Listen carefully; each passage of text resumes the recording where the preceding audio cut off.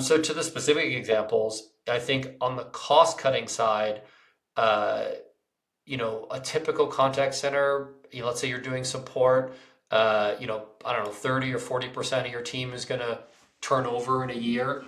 So Hmm. if you have to do it normally, you're going to have to spend a lot of time and a lot of expense hiring and the training and nesting before they're even live. And then, a human, let's say in the US costs about $1 a minute on the phone, all in, or, in the Philippines offshore, maybe 30 cents a minute. And you have to pay for an 8-hour shift. And, if it takes you 9 weeks to get them up to speed, you can't just like turn them on tomorrow.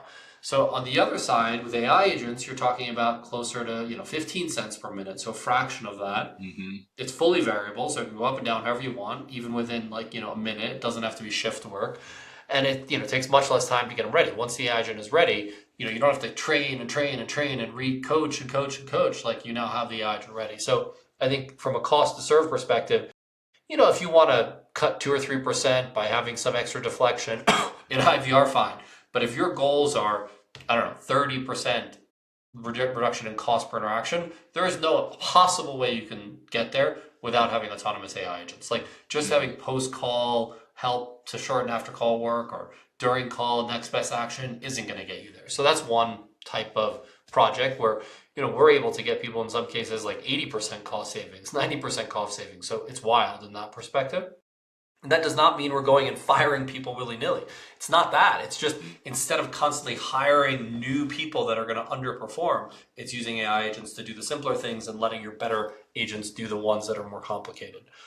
So the second scenario that I was going through a little bit is, maybe there's an opportunity to, let's say, drive some new revenue. So we have a banking partner, for instance, where they historically never talked to new customers. It's too expensive.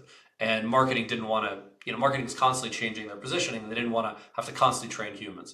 Now, marketing programmatically uses AI agent to call every single new customer.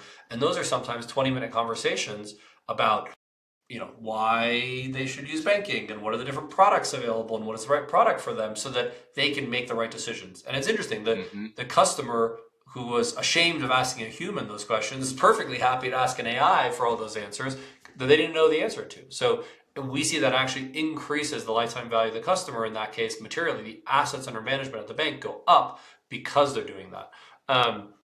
Another example, we have uh, a customer in the insurance space that is able to go from, really missing a lot of the inbound calls when people were trying to call them and buy the insurance to now they answer 100% of calls instantly. So they never miss a call and it's instant. And the AI actually converts people at a higher rate than humans.